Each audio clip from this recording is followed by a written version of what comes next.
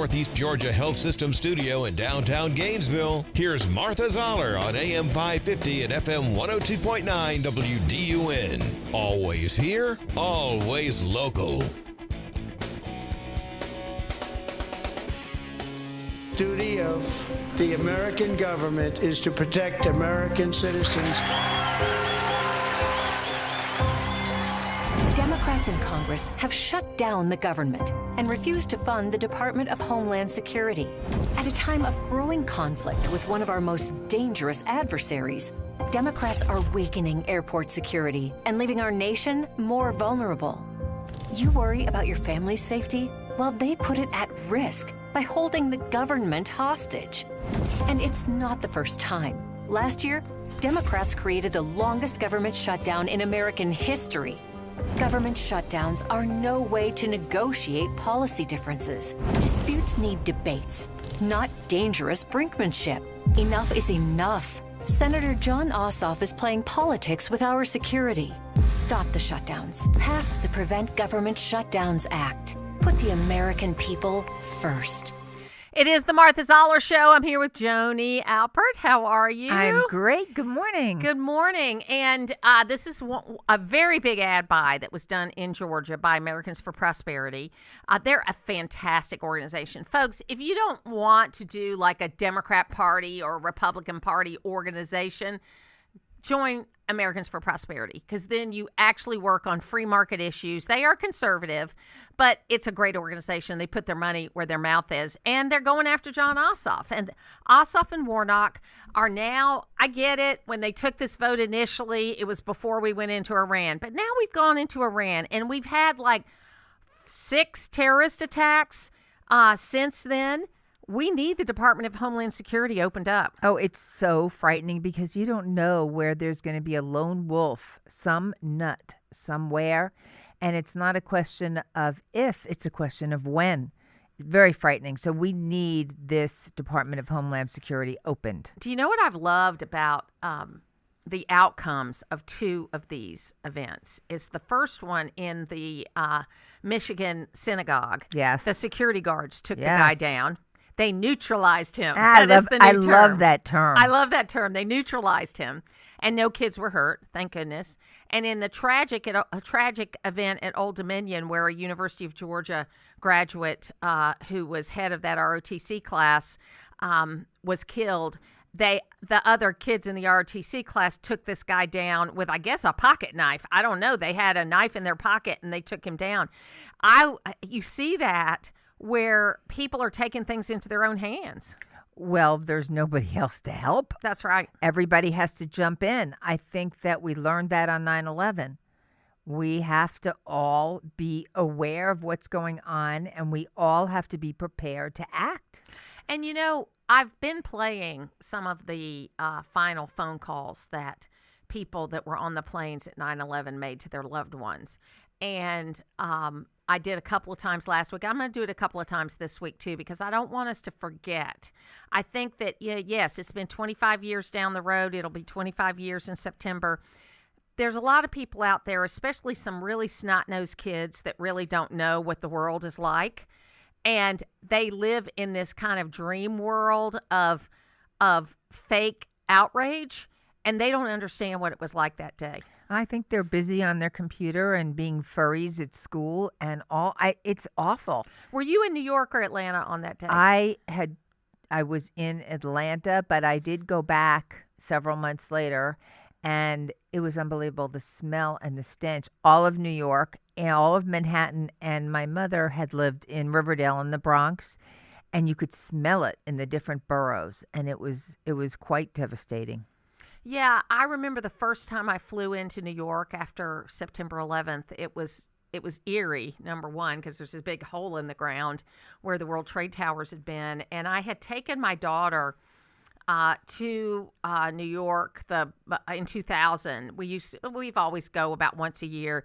And we didn't go up in the World Trade Towers because at that time they'd raised the price to like $35 a person. And I thought, we'll do it next time. Because I had been on the top of that building several times throughout my lifetime. It opened up, I think, in 73. So 2 or 3 times interesting thing about the World Trade Towers is when you're on that top at that viewing area and you're looking around, it does sway a little bit. You can kind of feel it sway, or you could feel it sway, because that's how it was built, so that it could withstand all the things it was built to withstand. And I remember that morning I was on 8:30 to 10 back then, and I had this big interview between these two county commissioners that didn't like each other that I thought was such a big deal, and we're standing there at the break we had seen the first plane go in, and everybody thought, you forget how big the World Trade Towers is. So I thought it was like one of those little planes that flew around in the bay that did tours. I mean, that's what it looked, because the building's so big. And then we were standing there at the top of the hour, and we saw the other plane come around. And that's when you knew that this was different. And Andy Maddox was my co-host that day. He's a lawyer in town, and everybody started calling people they knew in New York. And his brother worked in the financial district and did have a meeting in the World Trade Towers that day at 8:30. And when he got there, because it was primary day, right, no one had showed up, and the meeting was canceled. Wow. So he was downstairs and walking out when the first plane hit. But because all these cell towers were on top of the World Trade Towers, you couldn't get through to anybody. It was really hard to get through to certain people who were in New York. So we can't forget, folks, just like at the Nova site on October 7th, any of that stuff, don't forget this stuff. It's too easy to let these people lie about it. Like people like the mayor's wife, the mayor of New York's wife, who wants to say that October 7th was a hoax. Yeah, she's really out of her mind. I mean, and I love that Mondani will support her and say, well, she's a public citizen and she could say, she's a private citizen. She could say what she wants.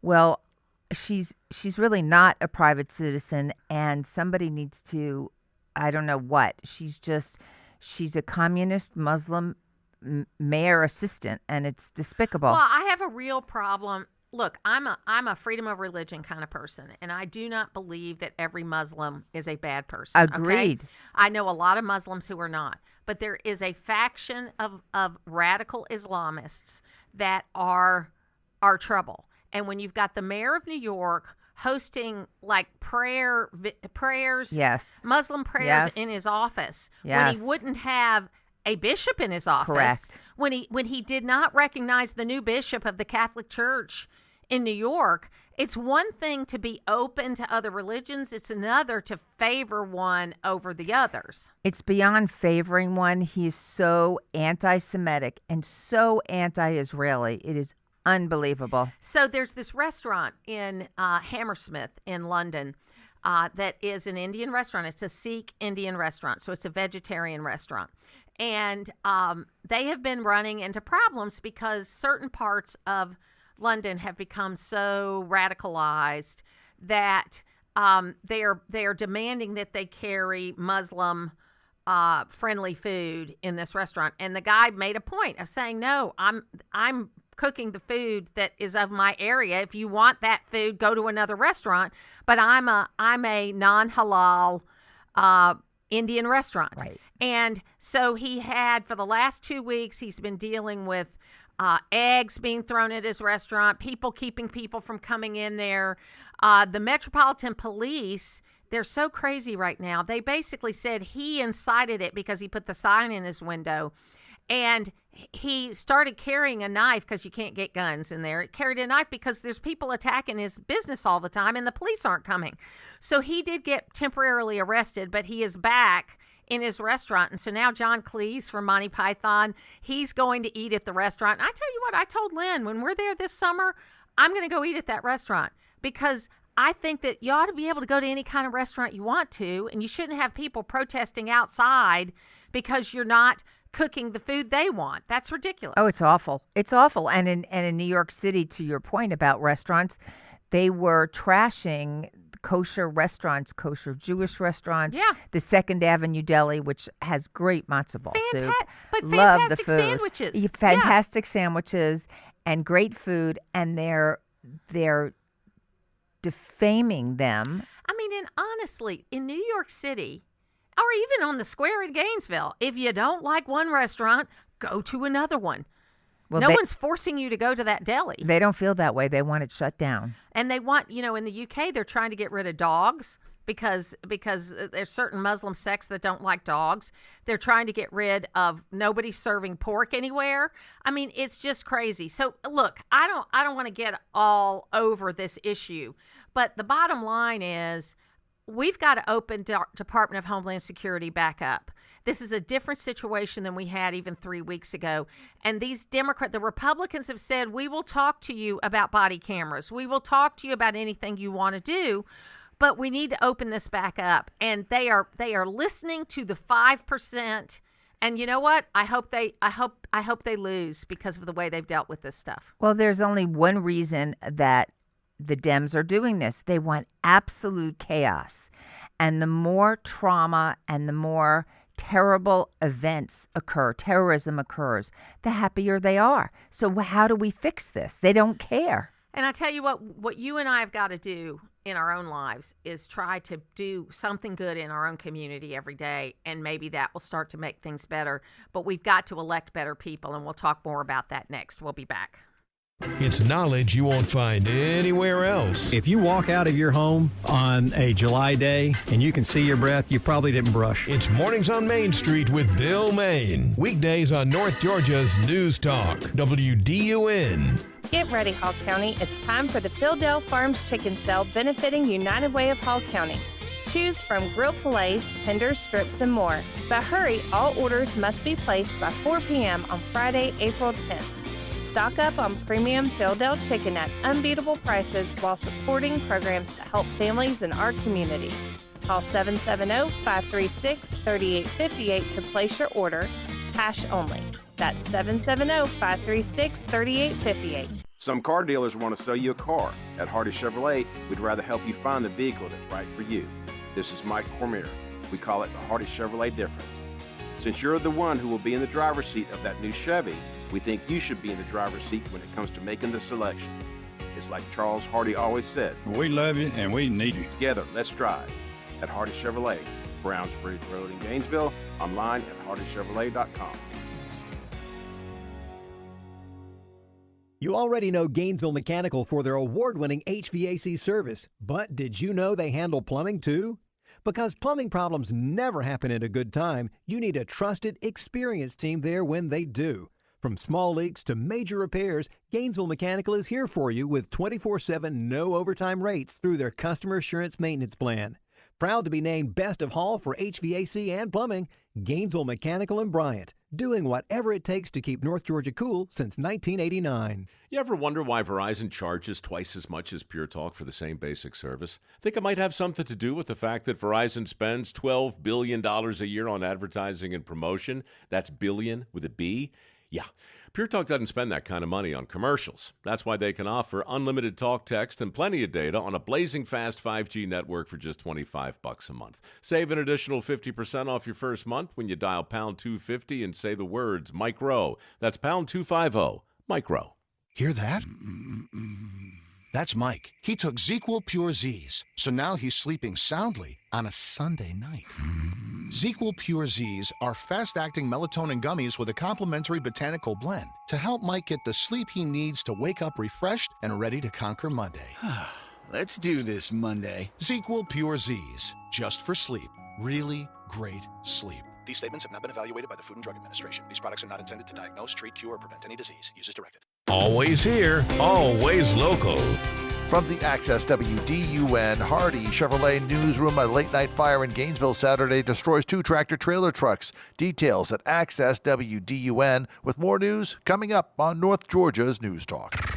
It's the Martha Zoller Show, presented by Gainesville Mechanical. From the Northeast Georgia Health System studio in downtown Gainesville on AM 550 and FM 102.9 WDUN.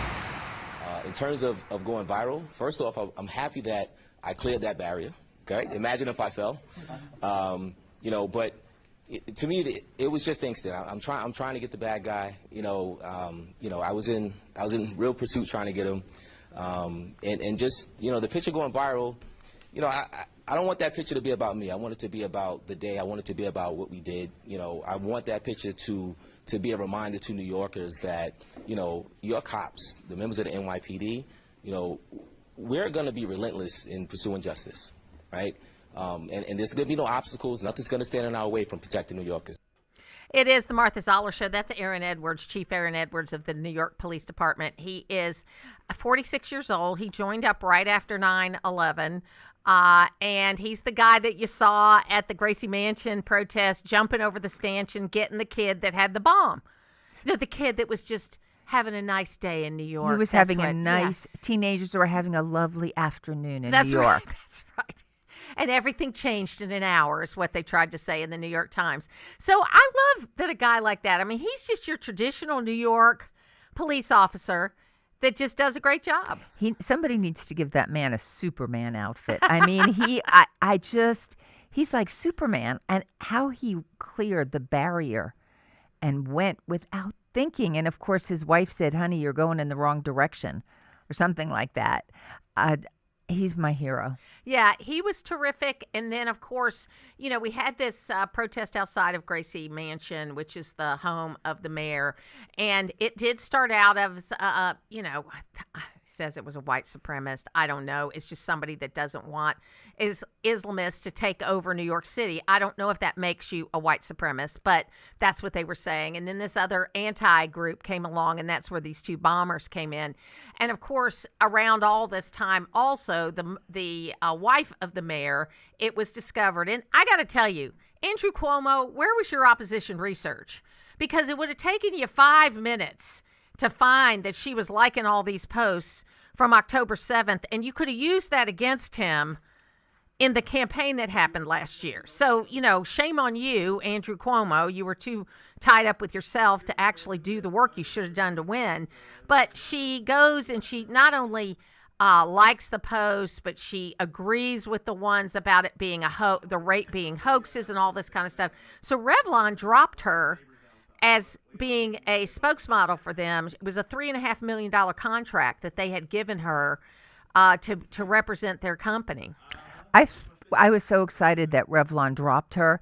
The question I have, and I was actually discussing this with Hal, I said, would it matter if she saw Sheryl Sandberg's movie, Screams Before Silence? I mean, or would it matter if we took her there to the site? And he said she doesn't care. No. She doesn't care. I care. just cannot believe this woman. No. So she's just disgusting. She doesn't care, and she doesn't understand. And she's probably lived a very privileged life because she lives in New York City as opposed to living in Gaza. She lives a very privileged life. Yes, she does. And so, everybody wants to talk about privilege. Well, that's exactly what they're doing at this point in time. You can join us on the phones at 770-535-2911. And I had another piece of audio that I was going to use, but it looks like it's not working, so I'm not going to do that. But are we hopeful, Joni? I try to be hopeful. I'm really always positive. But I'm starting to get a little frustrated with all these things I'm seeing pop up in the news with these attacks and the way people are talking about this country. You get a little bit of hope from the Oscars last night. More people talked about going to church and thanking God and doing things than we've seen in a long time. But I'm frustrated. Well, I am very concerned. I'm very concerned about a couple of things. I'm concerned about lone wolf attacks. Mm-hmm. That is so frightening. You don't know where, you don't know when, you don't know how. And I don't think they're going to go after the high-profile targets. I think they're going to go after the soft targets, and it terrifies me. And if you are Jewish and you go to synagogue or a day school, there are armed guards at the gate. But isn't it true? I mean, the first time I ever saw that kind of security was when I was working for David Perdue, and I got invited to AIPAC. So this was like 15 years ago. And if they had that kind of security, Jewish organizations have had extra security for a long time, but I don't think to the level that they've had it recently. Right. But even small gatherings of Jewish people, they have to have an armed guard. Yeah. Which freaks me out. Yeah. I think I remember when our Methodist church was going through some difficulty related to how they were addressing certain things related to sexuality, and we started having police officers at our services. And it was, now I'm just used to seeing them. You know, I go in, I say hello, ask them how they're doing, that kind of thing. But it's sad to think that you need to have security at a church service or a temple service or a mosque, for that matter. It's really terrible, and I hope people continue to step up to the plate. I hate that they have to, but look at the airplanes now. If somebody is threatening, the guys will get up and pin them down and get them off the plane. And I just hope that people step in and are vigilant and watch everything. Yeah, I think you're right about that. We'll have to see how this all plays out, because we're in a difficult time. I think all in all, the things that the president has been trying to accomplish in Iran have been happening. You know, there's a concern. It's been 3 weeks, okay, since it started. He said it would be a month to and we'll see what happens there. It looks like other people are coming in to help now with the Straits of Hormuz and things like that. And the UN, of all places, for the first time voted against Iran and what they were doing. And most of the countries voted with the United States at the UN. So at least there's a little bit of a plus there, even though I don't like the UN that much. Wow, that's a shock. I know. Finally, the UN is acting like the UN. Well, I mean, and even China and Russia didn't vote against the thing. So I think they're sort of seeing that this needed to be done, and we'll see what happens with it. But it will make prices higher as far as gasoline goes, and we've seen that already, and people are going to be frustrated about that. So we're going to talk more about how is this going to impact the 2026 election, and how much time do we have? Are we so shallow-minded that we only care about what we pay, or are we going to look at the whole picture? That's the question we're going to ask next. We'll be back.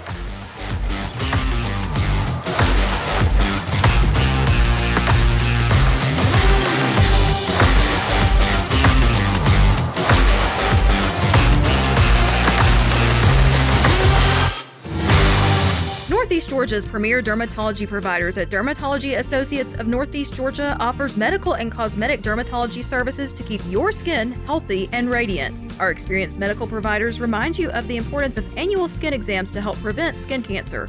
With 1 in 5 Americans facing this risk, booking your annual full skin exam is essential to your well-being. Contact us to book your appointment at any of our 3 locations in Gainesville, Demarest, or Dahlonega. Visit us online at negeorgiaderm.com to learn more. They lied, they cheated, and they broke the law. Liberal losers forced illegal migration on hardworking Americans.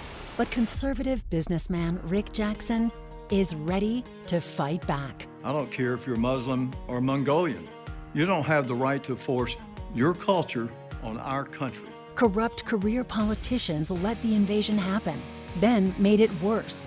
But conservative businessman Rick Jackson isn't going to let them get away with it. Too often, criminal illegals commit sick, violent crimes, victimize our children, and get away with murder. So here's my guarantee to them. Do that when I'm governor, and you'll end up deported or departed. Any questions? It's time to win big for Georgia. Rick Jackson, the Trump-supporting, straight-talking, successful businessman with nothing to lose. Rick Jackson for governor. Paid for by Jackson for Governor, Inc. Get breaking news fast. Sign up at accesswdun.com for breaking news alerts via text. Log on to accesswdun.com for details and to sign up. You can also sign up to receive local weather and sports alerts. Get the news first with breaking news text alerts from Access WDUN and North Georgia's News Talk. WDUN Gainesville, WDUN FM Clarksville, Gainesville. Always here, always local. It's 9:30. Fox News, I'm Therese Crowley. President Trump says it would be nice if other countries that rely on Persian Gulf oil help secure the Strait of Hormuz, naming a list of 7 from Britain and France to China and Japan to help police the strait, while the U.S. and Israel finish off the Iran regime that's threatened the world's oil for 50 years. UK Prime Minister Keir Starmer worries. It's clear in my mind that the longer it goes on, the more difficult it becomes, and therefore I'm doing everything I can to work to a resolution of this, but I'm not going to stand here and pretend to you that that is straightforward, that is easy. Oil is trending lower, but AAA says gas up another 2 cents today in the third week of Operation Epic Fury. A blizzard and ice storm slamming the upper Midwest, 2 feet of snow, 4 on the way in Marquette, Michigan, 20 to 30-foot waves on Lake Superior. America's listening to Fox News. Always here, always local.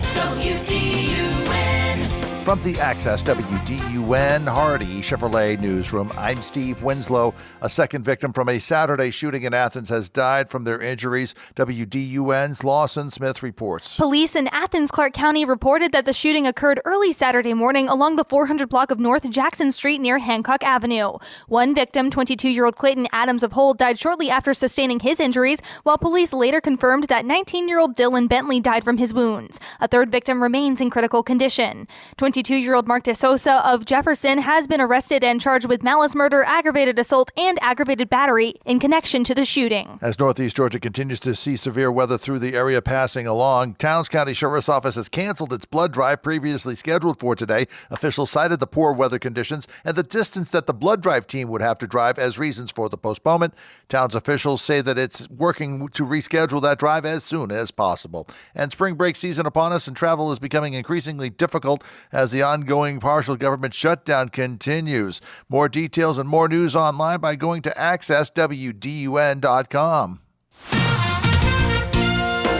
Now, here's your Access WDUN weather forecast with some chilling details. Here's meteorologist Holly Strano. North Georgia, it's an active weather day. Scattered rain, thunderstorms, breezy, highs. They already happened. Temperatures are falling and will continue to fall into the 30s this afternoon. Freeze warnings kick in tonight, upper 20s. From the Access WDUN Weather Center, I'm meteorologist Holly Strano. And right now in Sugar Hill, we have 56 degrees. In the city of Cumming, 54 degrees. And in Gainesville, 55 degrees. From North Georgia's News Talk, AM 550 and FM 102.9 WDUN. What if I'm survived by a spouse with dementia or in a nursing home? Will they be protected? This is Kevin Tharp, elder law and estate planning attorney, and I've been helping people in your situation for over 35 years. And I can help you protect your loved ones when the time comes. But you need to make the first call. Visit my website at kevintharp.com and learn how to get help planning for the future of your loved ones. That's kevintharp.com. Spring is calling. Are you ready to grow? At Full Bloom Nursery, we're kicking off the spring season with 5 acres of perennial shrubs and trees, all ready for your next outdoor project. This is Julie. I'd like to invite you to come experience the difference of a true nursery. Take a stroll through our display gardens and let our knowledgeable staff help you choose the perfect plant for your space. We're open Monday through Friday from 9 to 5 and Saturday from 9 to 2. Learn more at fullbloomnursery.com and follow us on Facebook to see what's growing. Use the Access WDUN Talk and Text line, presented by M&R Rental at 770-535-2911, and be part of the conversation. From the Northeast Georgia Health System studio in downtown Gainesville, it's the Martha Zoller Show on AM 550 and FM 102.9 WDUN. How are voters feeling about Democrats right now? Yeah, I mean, Democrats in the minds of the American public are lower than the Dead Sea. What are we talking about here? Well, let's take a look. The net approval rating for Democrats in Congress, you said it, Kate Baldwin, the lowest ever. Look at this. Overall, they are 55 points underwater. Their approval rating is south of 20%. It's even worse when you look at independents. Look at this. Negative 61 points. That means that their approval rating is 61 points lower than their disapproval rating. Quinnipiac has been polling this question for the better part of the 21st century. They have never found Democrats, at least those in Congress, in worse shape than they are right now. So, and to be fair, that's Harry Enton. It's the Martha Zoller Show, and Joni Alpert's here with me today. To be fair, Harry Enton also talks earlier in that interview about how Trump's approval rating is down too. Okay, but what he's saying is, yes, Trump's approval rating is down, but the Democrats in Congress are even worse than Trump is. And so I think that what we've got to look at, and because we get this mixed messages. Even my husband said, I don't know what to believe anymore. Because on the one hand, you've got a person coming in first place that's a Democrat in the 14th Congressional District last week. Is going to go to a runoff, and I don't think he'll win. You've also got all this other news about Democrats and what they're doing and what they're not doing. And then you see polling where the average person is going to look and go, these Democrats really don't make sense. And the polling backs that up, but the media that you look at will say, oh, yeah, people are really, really mad at Republicans. So I don't know what to believe. I don't know. It's a very confusing picture. I don't know what to believe, who to believe, and I'm back to the government shutdown. And why would the Democrats want to do anything less than chaos, and more chaos? So why or when is this going to end? What's it going to take? I hope it's not going to take another major terrorist attack for people to get back together again. And I think it'll be a real challenge to see. Now, Pete Hegseth, who's the Secretary of War, was talking about the questions that he was getting related to the Iran action. And he kind of gave the press a bit of a hard time. Here's what he had to say. Because you, and I mean specifically you, the press, specifically you, the press corps, because you cheer against Trump so hard. It's like in your DNA and in your blood to cheer against Trump. Because you want him not to be successful so bad, you have to cheer against the efficacy of these strikes. You have to hope maybe they weren't effective. Maybe the way the Trump administration has represented them isn't true. So let's take half-truths, spun information, leaked information, and then spin it in every way we can to try to cause doubt and manipulate the public mind over whether or not our brave pilots were successful. How many stories have been written about how hard it is to, fly a plane for 36 hours? Has MSNBC done that story? Has Fox? Have we done the story how hard that is? Have we done it 2 or 3 times so that American people understand? How about how difficult it is to shoot a drone from an F-15 or 16 or F-22 or F-35? Or what it's like to man a Patriot battery? Or how hard it is to refuel midair? Giving the American people an understanding of how complex and sophisticated this mission really was. There are so many aspects of what our brave men and women did that because of the hatred of this press corps are undermined because your people are trying to leak and spin that it wasn't successful. It's irresponsible. So that's Pete Hegseth, who I think makes a very good case, is that you just use the example of the border stuff, Joni, where they, in 2016 or whatever it was, 2014, when President Obama was being the deporter-in-chief, they did an embedding with ICE about how great it was that they did these things and they deported all these people and how much safer we are because we're getting these people off the street. And they were showing the process. But yet, when we're doing basically the same thing now, it's a completely different view. Well, that's because of Trump derangement syndrome. And it's really awful. I wish people could take a chill pill or something, because they are betting and praying against the United States. As Pete Hegseth said, they are lying about how things are and marginalizing the dangers that these people are flying these missions, often successful. They don't want to see that. And we now have 13 casualties in this war effort. 6 were in a refueling mission in Iraq that just happened, and they just released those names over the weekend. And we should remember that these folks are all volunteers. They have all come to this serving of their country on their own volition. And we need to tell the story more accurately. It doesn't mean being totally rah-rah for America, but it should mean that you're not over there hoping that we do badly.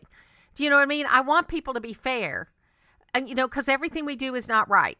I mean, there is an investigation on the school that was hit on the first day about how that happened. There is an investigation, if you go back to October 7th, of the 3 friendly fire hostages that were killed because of friendly fire because they could not identify them. Okay, you have to understand that in the fog of war, there are things that happen that aren't pleasant and nice and good because it's war. But you also have to tell the real story about what these men and women are doing and how they're training. Yes, and they are the real heroes in this war, which we are in. I did think it was so funny, this kind of up and down about the steak and lobster dinner, okay, that they had. And Joey Jones had this great, he's a Georgia double amputee, served in the military. But he said that, yeah, we got one of those meals in country, and it was the first time we ever got a meal like that. But they try to do that when people are going off on a difficult mission because it's kind of a way of saying, you may not come home, but we want to let you know we appreciate it. It's a small way. I mean, literally, they spent more money on Somali daycare centers than they wasted more money on Somali daycare centers than we spent well on meals for our troops. But the Dems are trying to make this a scandal. Yeah. The fact that we gave these men and women a wonderful meal and maybe their last meal before sending them off to combat. And instead, the headlines read, terrible amount of money spent by Department of Department of War spent all this money for lobster for our troops. I mean, it's awful. And what's so funny is when you've got and here's the thing that doesn't get any attention. We were as high as $7.4 trillion on a budget during the Biden administration. We're down to about 6.8, which is still not where it needs to be, but we're spending less money. And $22 million isn't even a rounding error in a budget that size. I mean, basically, it's a mistake you made on a piece of paper that you can get $22 million to pay for meals for our soldiers that are going into battle. So we've got to really keep the balance here. And I understand it's a trust issue. There are a lot of people out there that for whatever reason don't trust what they hear. And that's why we've got to work a lot harder in getting the issues out there and talk about them. I personally think it's a look for issue. They are looking for any picayune thing that they can do to criticize our government. So they're just looking and looking and looking. So it's horrible. So, folks, I know this is hard to do because I know even in our world, in the conservative world, we go, yeah, but the Democrats do this, the Democrats do this, the Democrats do this, and rightly so a lot of times. But I do think what we got to do is really try to push our legislators towards working together. And it's going to have to come from us because they're not going to listen to anybody but us. And they also are going to have to learn how to do this without all the extra groups that are involved in there. We're seeing it not only in our own race for governor where there's a lot of extra groups involved. You've got to be more transparent about what's happening. And I do believe, as negative as I sound this morning, that the light is at the end of the tunnel. We are about at the place where we're going to start seeing things get better again. And I do think President Trump said it yesterday. He's going to do what's right, even if it's not popular. And you know that goes against him because he likes to be popular. But he's going to do what's right, even if it's not popular. I do agree with that. But I also feel like as long as the government is shut down, which is horrible, and it's causing Department of Homeland Security. Everything else is open. Yeah. Sorry, the Department of Homeland Security, and the fact that nobody's watching, there could be terrorism, and what's happening with the TSA and the airports is disruption, which is exactly what the Dems want. So that's horrible, and Trump needs as much time as he needs to get this war finished. So it may not finish tomorrow. It may not finish next week. We don't know. So how do we keep morale up when there may be some pain at the pumps? Absolutely. We'll take a break. It's your daily civics lesson. If it's mentioned in the Constitution, the feds have final say over it, and immigration is one of those things mentioned in the Constitution. It's the Martha Zoller Show, weekdays at 9 on North Georgia's News Talk, WDUN. Spring into growing season with Farmers Exchange in Cleveland, Georgia, your local headquarters for growing solutions. From custom blended fertilizers and expert crop protection to top quality nursery plants, garden seed, and lawn care products, we've got everything you need to grow with confidence. Come see us at 951 South Main Street in Cleveland, where knowledge meets service and success takes root. White County Farmers Exchange, providing growing solutions since 1928. Hey folks, Todd Starnes here. When it comes to keeping pests out of your home, Mark Turner at Select Pest Control has it figured out. As the name implies, you get to select whether you want their professional team to take care of those pesky pests, or if you'd rather do it yourself, visit their retail store on Brownsbridge Road in Gainesville. Since 1993, Mark and his great staff have offered professional service, products, and advice to North Georgia. Visit them online at selectpest.net, or better yet, stop by Select Pest Control today and tell them Todd sent you. You wouldn't want someone you couldn't trust working on your family's HVAC and plumbing, so why would you call anyone but Gainesville Mechanical? They're your local, most trusted and award-winning HVAC and plumbing company in North Georgia. From maintenance appointments and clogged drains to plumbing emergencies and new system installations, their team is ready to serve you. And with their customer assurance maintenance plan, you can receive discounts, priority scheduling, and 24/7 no overtime rates. Gainesville Mechanical and Bryant, doing whatever it takes since 1989. Attention, Antifa, human traffickers, cartels, and woke DAs. With Chris Carr as governor, you won't stand a chance. I'm Chris Carr. In Georgia, we will prosecute you. It's easy for politicians to talk tough, but I'm the only Republican who put gangs, human traffickers, and Antifa behind bars. I even fought Obama, Biden, and Abrams in court and won. If you're attacking our police or our freedoms, I'll be your worst nightmare. Chris Carr doesn't just talk tough. Carr had the courage, brought the cases, and locked up the criminals. He has more than 120 gang convictions. Over 200 human trafficking victims have been rescued and seized enough fentanyl to kill 3.5 million Georgians. Carr's taking on the woke left, making crime illegal again. As governor, Chris Carr will keep up the fight and never back down. Chris Carr, governor. Real fights, real wins, real conservative. Paid for by Carver, Georgia. Always here, always local. From the Access WDUN Hardy Chevrolet newsroom, a second victim has died. A third remains critical while the suspect faces murder charges from a shooting in Athens Saturday. Details at Access WDUN and coming up on North Georgia's News Talk. It's the Martha Zoller Show, presented by Gainesville Mechanical. From the Northeast Georgia Health System studio in downtown Gainesville on AM 550 and FM 102.9 WDUN. Trump said that the Iranians have no Navy, no communications, and no Air Force, and they shot back and they said, and you have no affordable housing, no functioning Congress, and no attention span, game on. But, look, don't take that the wrong way. I'm on our side. Okay, I'm for us winning, all right? I'm not on that page of Trump did it, so I'm with the Ayatollah now. It is the Martha Zoller. Trump did it, so I'm with the Ayatollah. That was Bill Maher. It was very funny. He's great. It's the Martha Zoller Show. Joni Alpert is here with me today. And just let me give you a little background on the whole Homeland Security thing and what shuts the government down, what doesn't.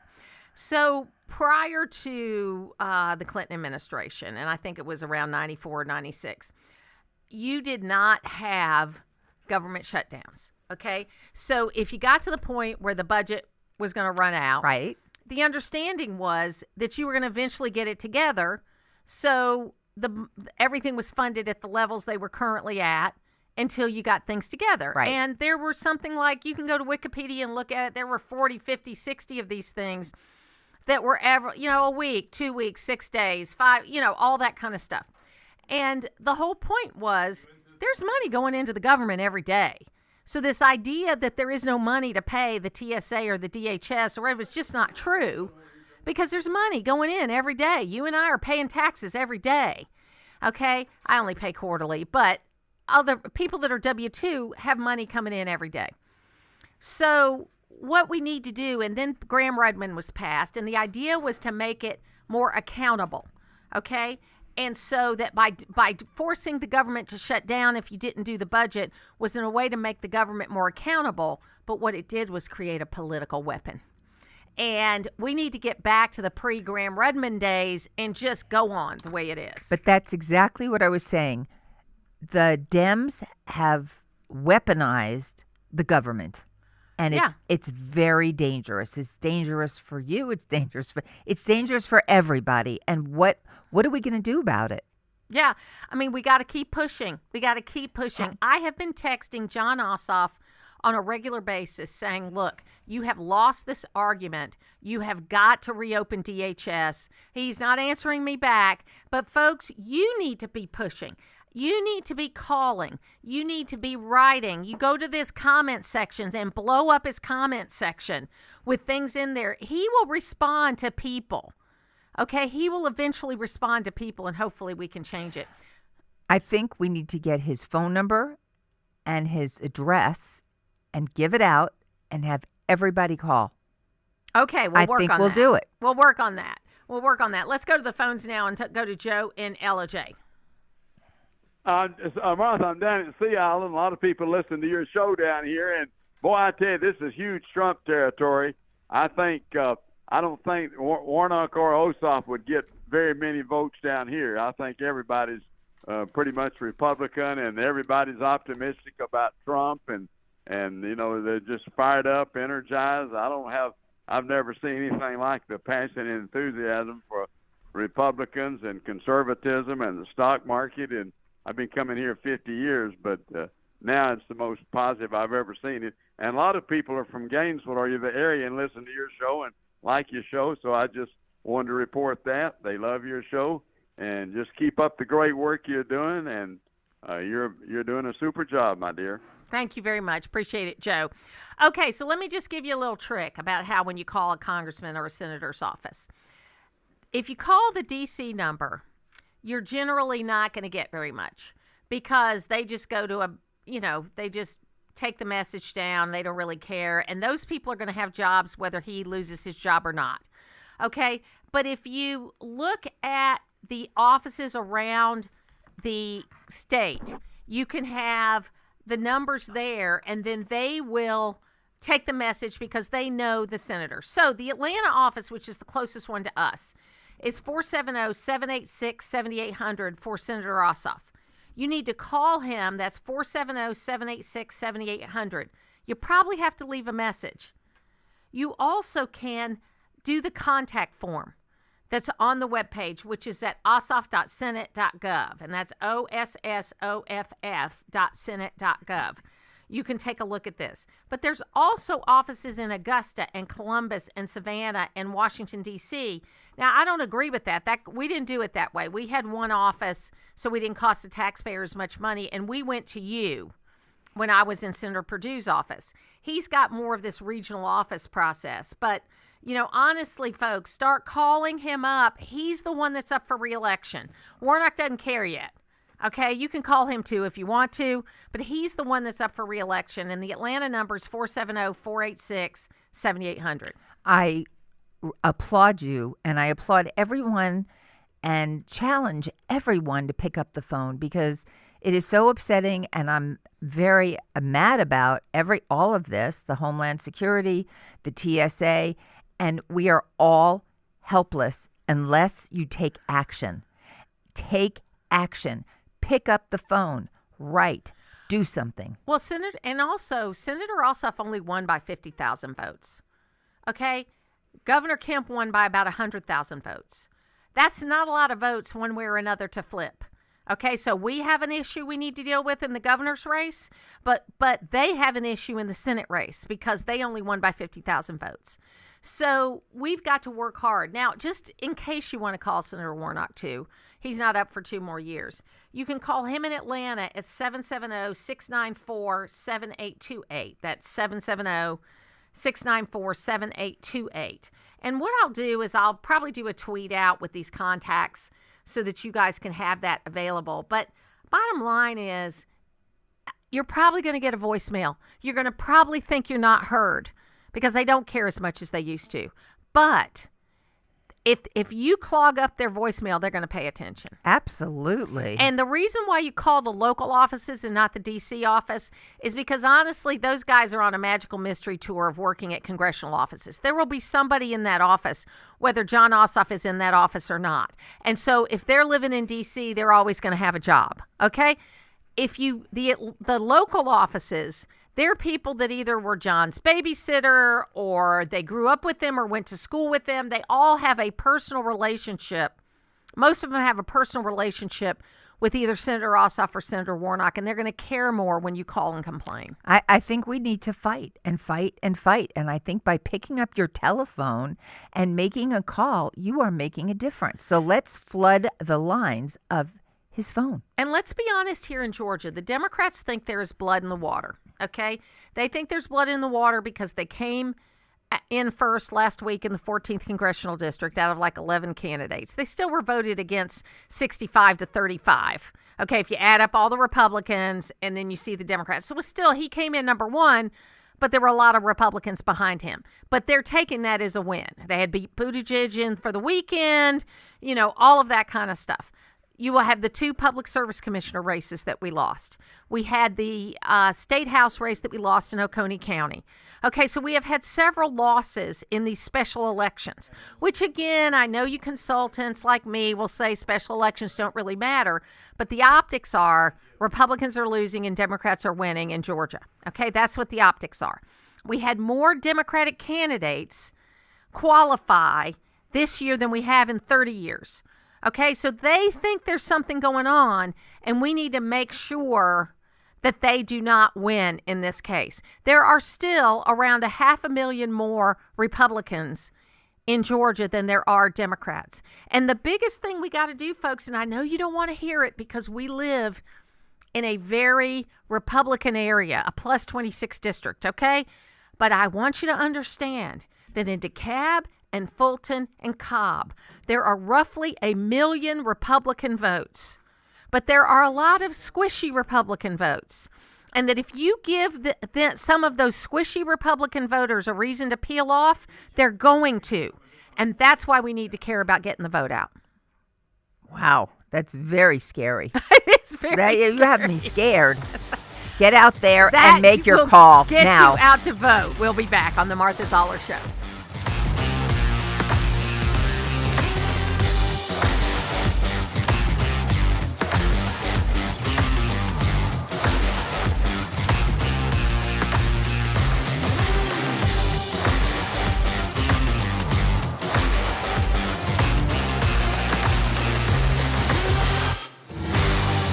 Hey there, it's Cody Lovin, owner of Crawl Space Medic. Is your crawl space giving you trouble? Maybe it's moisture, structural issues, or even foul odors? Don't worry, my team and I, we've seen it all. At Crawl Space Medic, we specialize in crawl space repairs, encapsulations, and basement waterproofing, ensuring your home's foundation stays solid and protected. We're all about delivering top-notch service you can trust with solutions that last. Give me a call at 706-410-2400 or visit crawlspacemedic.com for a free evaluation. It's tax season, and by now, I know you're a bit tired of the numbers, but here's an important one you need to hear. $16 billion.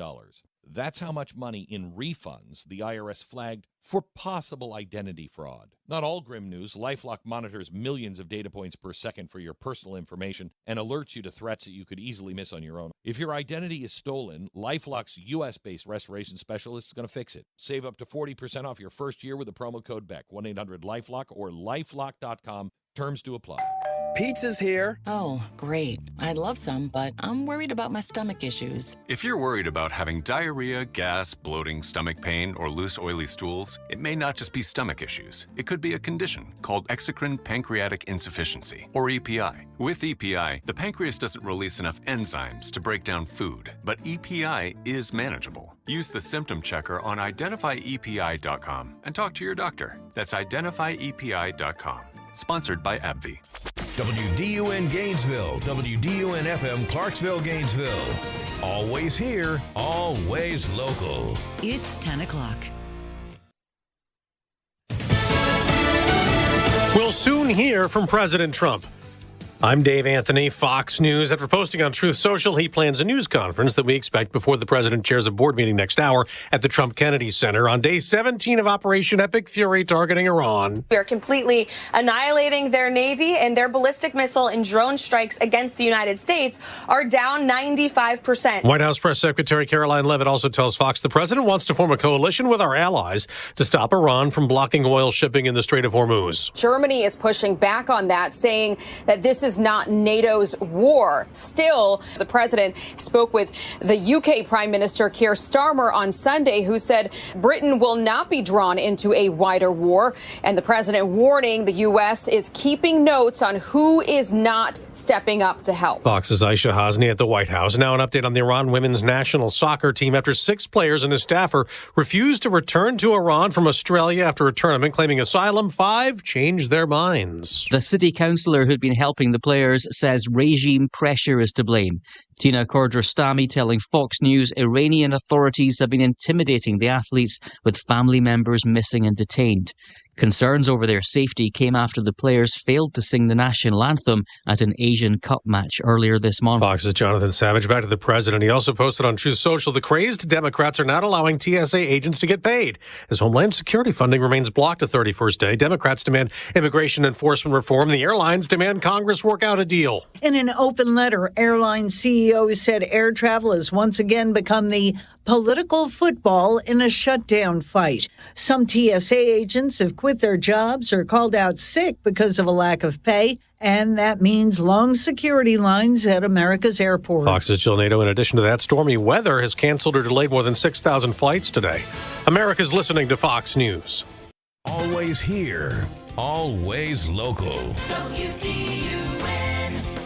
From the Access WDUN Hardy Chevrolet newsroom, I'm Steve Winslow, and a second victim from a Saturday shooting in Athens has died from their injuries. WDUN's Lawson Smith reports. Police in Athens, Clark County reported that the shooting occurred early Saturday morning along the 400 block of North Jackson Street near Hancock Avenue. One victim, 22-year-old Clayton Adams of Holt, died shortly after sustaining his injuries, while police later confirmed that 19-year-old Dylan Bentley died from his wounds. A third victim remains in critical condition. 22-year-old Mark DeSosa of Jefferson has been arrested and charged with malice murder, aggravated assault, and aggravated battery in connection to the shooting. Spring break season is upon us, and travel is becoming increasingly difficult as the ongoing partial government shutdown continues. GNN's Rocio Rivera explains. They have to do something about it. It's unfortunate that this is happening because it's affecting all of us. That's Hartsfield-Jackson International Traveler Bridge Mohan telling Atlanta News First TSA agents need all the support they can get. Long lines at TSA over the weekend are continuing as agents have received no pay for a full paycheck period. TSA officer George Borick says the government must do something to end the shutdown and pay these essential workers. We're there for a reason, to protect the flying public, but we need the resources from them so we can continue doing our job to the best of our ability. Airport officials are recommending arriving at least 3 hours before your departure time if you must travel right now. So far, around 300 TSA workers have quit their jobs. As Northeast Georgia continues to see severe weather throughout the area, the Towns County Sheriff's Office canceled their blood drive previously scheduled for today. Officials citing the poor weather conditions from this morning and distance that the blood drive team would have to drive as reasons for their postponement. The agency says it's working to reschedule the drive as soon as possible. And with more than 200 pets benefiting from a free veterinary care clinic held in White County over the past weekend, officials with Planned Parenthood of Duluth and the White County Animal Control say they provided free veterinary care for 150 dogs and 59 cats at the vaccine clinic at White County's Agricultural Center barn. Planned Parenthood authorities indicated in just 4 hours the pets received essential preventive care, including rabies vaccines, microchips, and treatment from fleas and ticks. More news online at Access WDUN. Now, here's your Access WDUN weather forecast. North Georgia, it's an active weather day. Scattered rain, thunderstorms, breezy, highs. They already happened. Temperatures are falling and will continue to fall into the 30s this afternoon. Freeze warnings kick in tonight, upper 20s. From the Access WDUN Weather Center, I'm meteorologist Holly Strano. Young Harris, it's down to 50 degrees. In Winder, just 53. And in Gainesville, 52. From North Georgia's News Talk, AM 550 and FM 102.9. WDUN. Get ready, Hall County. It's time for the Phildale Farms Chicken Sale benefiting United Way of Hall County. Choose from grilled fillets, tenders, strips, and more. But hurry, all orders must be placed by 4 p.m. on Friday, April 10th. Stock up on premium Phildale chicken at unbeatable prices while supporting programs that help families in our community. Call 770-536-3858 to place your order. Cash only. That's 770-536-3858. Building, moving, remodeling, they all create more waste than will fit in your average garbage can. Thank goodness for Waste Eliminator. They offer roll-off dumpsters in all sizes. Just visit wasteeliminator.com, click on Order Dumpster, and they'll deliver just what you need. From simple home cleanout to large commercial projects, Waste Eliminator handles it all. Schedule your roll-off dumpster today at wasteeliminator.com. Environmentally responsible and committed to customer service. It's Waste Eliminator. Talking about the issues that affect you most. It's the Martha Zoller Show, presented by Gainesville Mechanical. Now from the Northeast Georgia Health System Studio in downtown Gainesville, here's Martha Zoller on AM 550 and FM 102.9 WDUN. Always here, always local. Oops. It is the Martha Zoller Show. I had audio, Logan, but I got ahead of it. I'm sorry. I'm here with Joni Alpert today, and we're talking to Delaney Bromar, who is Regional Communications Director for the RNC, and we're going to talk a little bit about this Department of Homeland Security shutdown and the 2026 midterms. Welcome, Delaney. How are you? Hello, Martha. I'm great. How are you doing? Good. So it's interesting. We have a little nursing business here in Hall County, and our head nurse is out in North Dakota visiting her daughter, whose husband serves in the military, and she went out to see her grandkids, and all her flights have been canceled coming home. Part of it was weather related, but part of it was because they didn't have enough staff at the airport in TSA and other areas. So just what is the latest on the Department of Homeland Security shutdown and what can be done about it? I've seen that the airport in Atlanta already, it's 10 a.m. this morning, they already have lines at TSA that are 2 hours long. This whole situation is such a mess, and unfortunately, it doesn't surprise me that your friend is having trouble traveling. Obviously, storms and spring break travelers don't make it any easier, but neither do Democrats. They're the ones that are voting against this funding, and obviously, the Democrat senator here in Georgia, John Ossoff, has voted against paying TSA agents. And so if people aren't getting paid, they're not going to show up to their jobs. And then that just makes life harder for Americans. So this is completely avoidable. It's so unfortunate that this is a fight that Democrats have decided to pick. And I think it just goes to show where their true priorities lie. They're not interested in looking out for Georgians. They're looking out for themselves in these silly political fights that they're willing to pick. Well, and I think what's so frustrating is that we didn't used to do this. It was prior to the Clinton administration. If the government shut down, then they figured they were just going to work it out, and so they just went on funding that they had, and you didn't have government shutdowns. And then Graham-Rudman came in, and they tried to make it accountable, which sounds good on the surface, but what happened is you turned government shutdowns into political weapons. And there is some work in the Congress that are trying to change the way we do this, but we still have a lot of work to do, Delaney. We sure do, and I think it goes to show how far we've gone, that Democrats are willing to play games with this kind of stuff, right? Like these are real people trying to go see their grandkids, like you were just talking about, people trying to go on spring break, like these trips they've saved up for, that they look forward to all year, and now they have to wait in lines. I've seen at other airports around the country lines that go all the way out to the parking garages. It's 3-4 hours long, and that's just such a headache. And yes, it's small, but it's a big deal that Democrats are making such a political game out of this whole thing. And it also comes at a time where we're seeing some scary attacks around the country, and DHS obviously does more than just TSA. DHS, they protect the homeland, and so I just think that this is a horrible fight for Democrats to be picking, but especially at a time when we are at a stage of heightened security in America. Delaney, hi there. This is Joni Alpert, and here's my question to you. Clearly, the Dems are picking this fight and putting us in harm's way with both Homeland Security and the hassle factor with the DSA. My question is, how do we go around them? There's got to be a way, or there's got to be money available somewhere so this country can function, because how long can they do this? Indefinitely, right?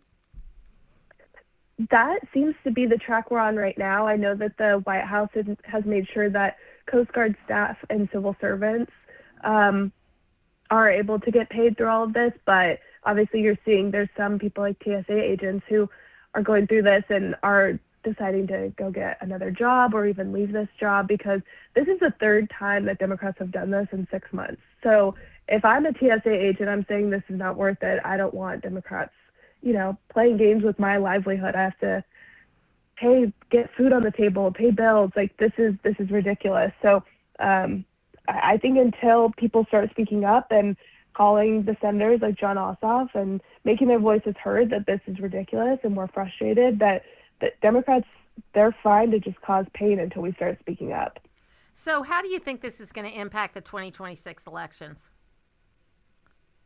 That's a great question. I think that Jon Ossoff, unfortunately, has a track record of voting for situations like this. He continues to put political games ahead of whatever is in the best interest of Georgians and Americans. I mean, the first one that comes to mind, we talk about it all the time, but Laken Riley's whole story and how he voted against the Laken Riley Act and how he just has a horrible track record on cracking down on crime, all because he wants to play these political games, right? Like, he knows that the left and the DC Democrats, they don't want us cracking down on crime. They don't care about that. And Jon Ossoff is willing to play that game as opposed to just having a common sense perspective and putting safety of Georgia families first.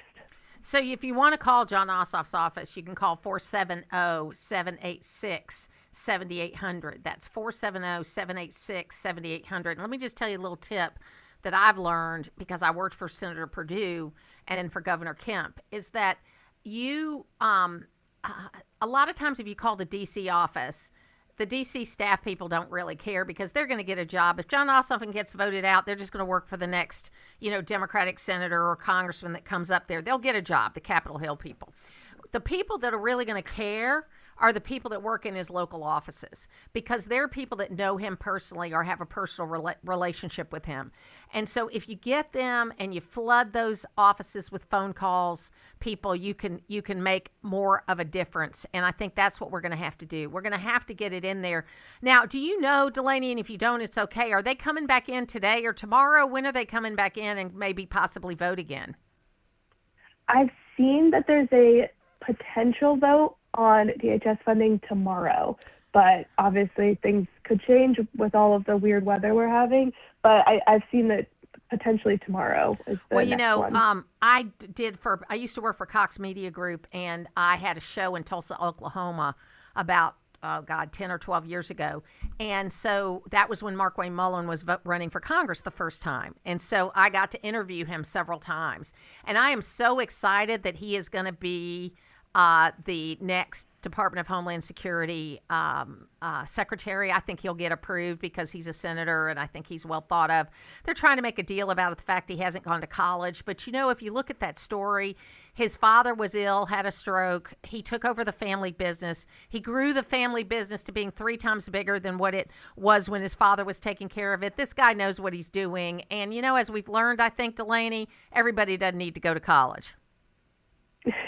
Well, I'll tell you, we're excited too, and I think President Trump has shown that if you crack down on illegal immigrants, if you protect the homeland, communities get safer. You can't argue with the numbers. We're seeing the murder rate go down. We're seeing crime decrease in major cities. You can't argue with that. So people can have their political opinions, but we're excited to get this show on the road. Like you said, Mark Wayne Mullen is his hearing is this week. It's on Wednesday, so we're looking forward to seeing what comes out of that. But we're excited to, get back to making communities safer and protecting Georgians. And keep focused and don't believe everything you read, people out there. You've got to really find your good sources of information. And for me, that's at Ground News, where you can see the real truth of all the stories that are being carried.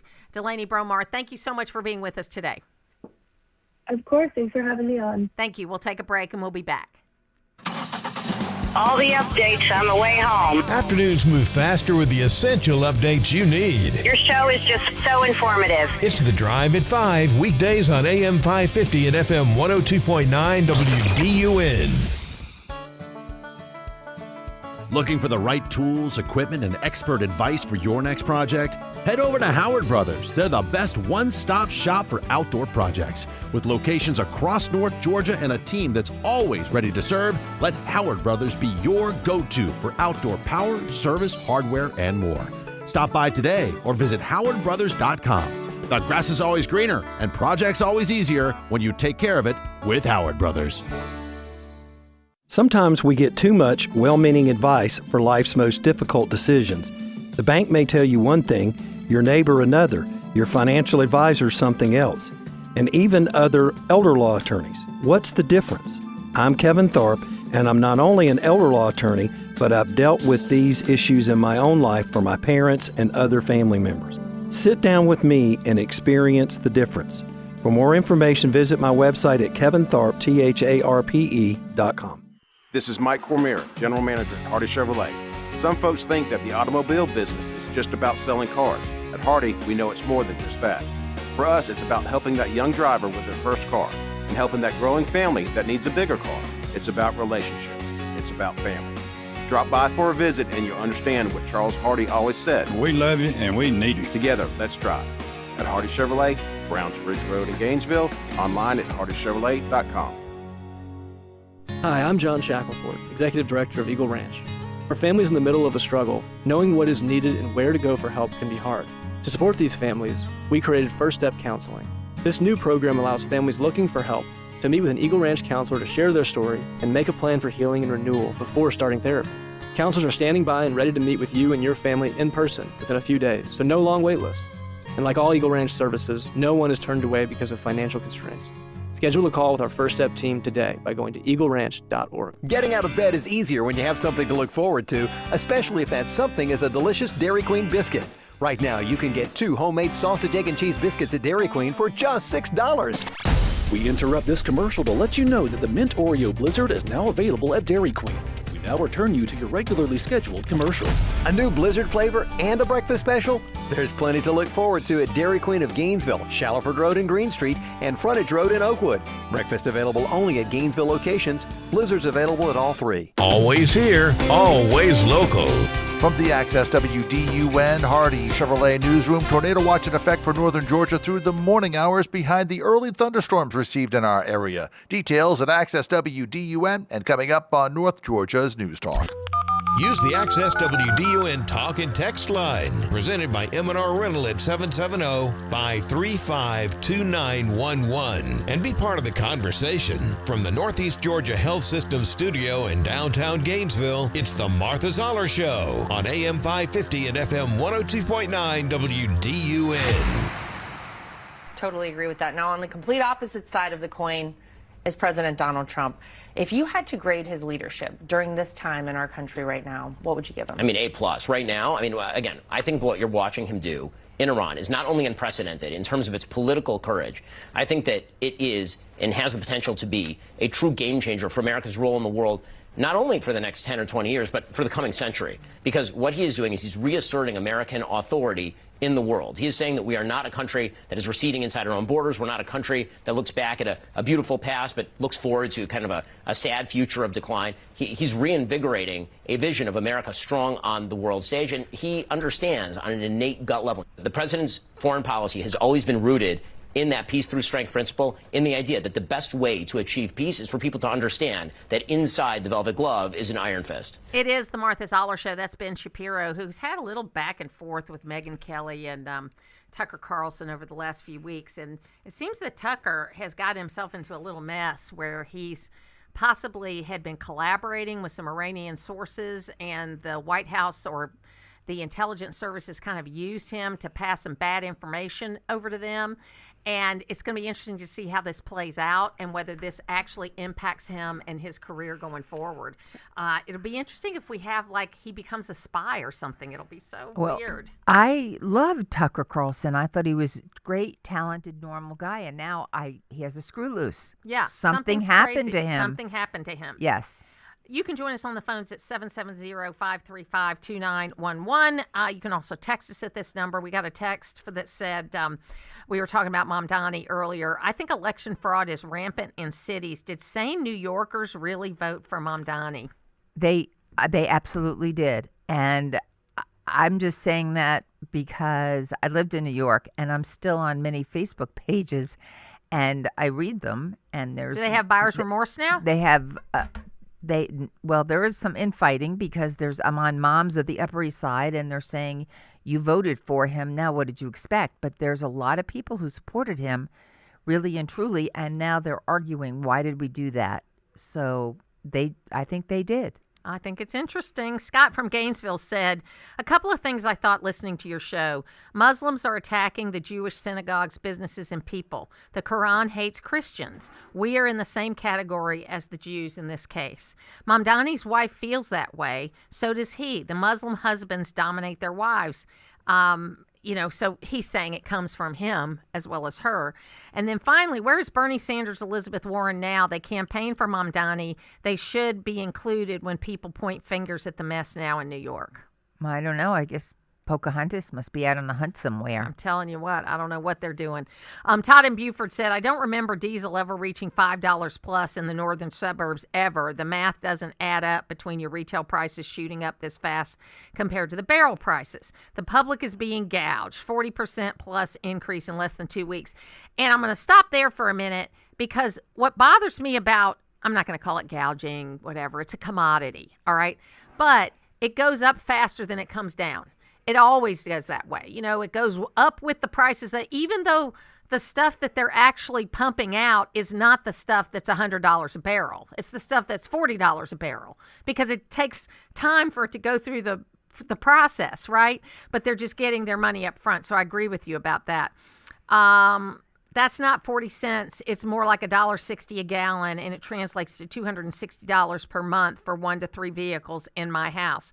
I'm a 3-time Trump voter, but I am unhappy. He said a word I can't say on radio, and I haven't heard any real solid threat to the United States mainland to make me completely supportive of a gazillion dollars in military spending on top of the free allowance given to the incredibly self-reliant ally Israel. Okay, so I'm going to stop you there on that point.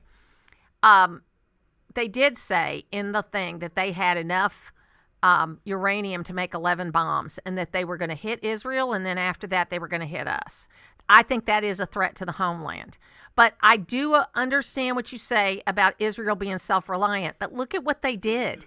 They have gotten these other Arab countries to be on their side. A miracle. On this issue. A miracle. A miracle. A miracle. And it says the United States of America can be completely self-reliant across every category of commerce. We're the largest armed citizenry ever in the world. And you're right, because we are paying higher gas prices because of it's a commodity. All right? Here's the problem, though, is that we are a net exporter of oil, meaning that we're not using any of this expensive oil from the Middle East at this point in time because we have enough on our own, but we still have to pay the commodity prices because that's just the way it works. So that's the problem there. But look, I know that you're frustrated about it, and a lot of us, I'm a 3 times Trump voter too, and I get frustrated. But on national security, this is kind of Martha's theme on national security. We do not have, nor can we have, all the information that our elected leaders have, whether it's Joe Biden, whether it's Donald Trump, whether it's Barack Obama, whether it's George Bush. And so we have to, here comes the word, trust that on these issues of national security, that they are using the information in the right way and making the right decisions. Because there is no way that Joni and I can have the kind of information that they do to be able to make decisions. Yeah, those decisions are difficult. I say under any president. Under any president, they say a president ages faster than anyone, and especially Donald Trump. He's done so much good. I mean, just closing the borders, I feel safer, as opposed to our borders are. What was her name? The salad lady, Harris. She's never been to the border. I feel so much safer. But we have to trust our president, and I don't think there's a president that works harder than Donald Trump. I don't think the man sleeps. Yeah, I do think that, while I don't like war either, I do believe that if they could not wait to see if they would actually put a bomb together when they threatened that they would, and release it on Israel. Because if you release a bomb on Israel, a nuclear bomb on Israel, not only will it destroy the Israeli people, but it will cause all these countries that are not now nuclear powered to become nuclear powered. And then we end up with something that's going to really end the world. You want to worry about ending the world? That would end the world. Okay, so, and I know there's lefties out there that go, well, we're the only people that ever used a nuclear bomb. That's true. We're the only people that ever did, and thank God we were the ones that did it, because we at least did it with some morality. You know, that the hard part was not the first bomb. The hard part was that Japan didn't surrender, and we had to drop the second bomb. That was the really hard decision, because you saw the devastation that had happened. But we have been able to keep that at bay ever since then. And you cannot allow these nuclear-powered countries to be able to think they can drop bombs on their neighbors. Well, didn't we do that with Iran? We bombed the heck out of them. Yeah, we did. And we said, don't do it. And they left. And they came back out. And again, I don't know if how much of what they're saying is true, that maybe they didn't have enough uranium for 11 bombs.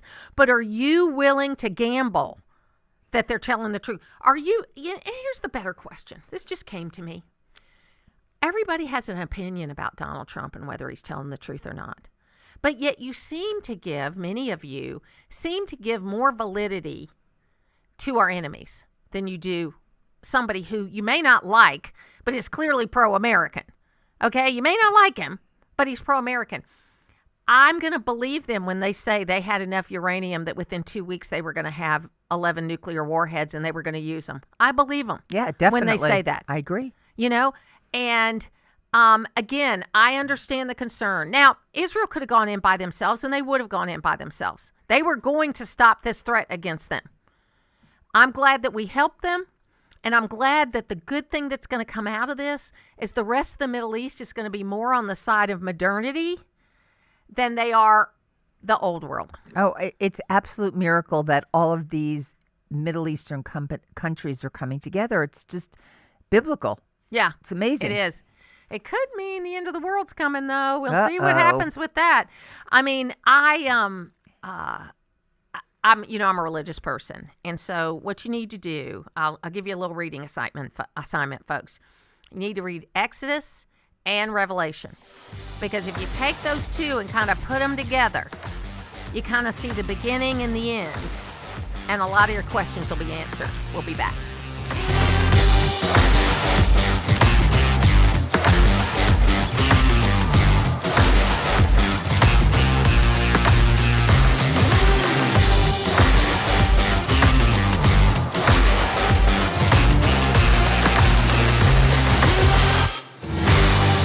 I'm Frank Norton with the Norton Agency. One thing I've learned in my 42 years in the real estate business is that Americans are not comfortable with haggling and negotiations. We're by and large not a bartering society, but we at Norton do that every day. Our professional advocates' number one priority is to get the buyer or seller the best price. You need Norton now more than ever. Call us at 770-532-0022 or look for us on the web at gonorton.com. Our family is serving North Georgia for 4 generations. 2 words: prostate exam. Did your butt just clench? Relax. Screening starts with a simple, finger-free blood test. Around 1 in 8 men in the United States will be diagnosed with prostate cancer in their lifetime. But don't clench. Prostate cancer can have over a 99% 5-year relative survival rate when caught at a localized or regional stage. If you're 40 or older and have a prostate, visit RelaxIt'sABloodTest.com to see if a PSA blood test is right for you. Talk to your doctor about screening and next steps. Sponsored by Novartis. It's tax season, and by now, I know you're a bit tired of the numbers, but here's an important one you need to hear. $16 billion. That's how much money in refunds the IRS flagged for possible identity fraud. Not all grim news. LifeLock monitors millions of data points per second for your personal information and alerts you to threats that you could easily miss on your own. If your identity is stolen, LifeLock's U.S.-based restoration specialist is going to fix it. Save up to 40% off your first year with the promo code BECK, 1-800-LifeLock or lifelock.com. Terms to apply. Get breaking news fast. Sign up at accesswdun.com for breaking news alerts via text. Log on to accesswdun.com for details and to sign up. You can also sign up to receive local weather and sports alerts. Get the news first with breaking news text alerts from Access WDUN and North Georgia's News Talk. WDUN Gainesville, WDUN FM Clarksville, Gainesville. Always here, always local. It's 10:30. Fox News. I'm CJ Papa. White House Press Secretary Caroline Leavitt on Fox and Friends describing how the U.S. military is destroying Iran's firepower. We are completely annihilating their Navy, and their ballistic missile and drone strikes against the United States are down 95%. President Trump wants allies to join a coalition to keep oil tankers safe as they pass through the Strait of Hormuz. I think the president is absolutely right to call on these countries to do more. Wall Street Journal reporting the president will reveal which nations will join the group. Old man winter ravaging upper Michigan. These blizzard conditions off of Lake Superior in the Upper Peninsula in Marquette. We have blowing snow, 50-mile-an-hour plus winds that could get up to 75 miles per hour. Whiteout conditions. That's Fox Weather's Robert Ray in the thick of it in Upper Michigan. America's listening to Fox News.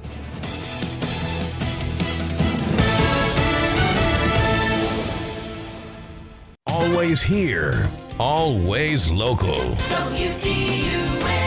From the Access WDUN Hardy Chevrolet Newsroom, I'm Steve Winslow, and the community of a Lake Gainesville pastor is raising money to support his daughter's education.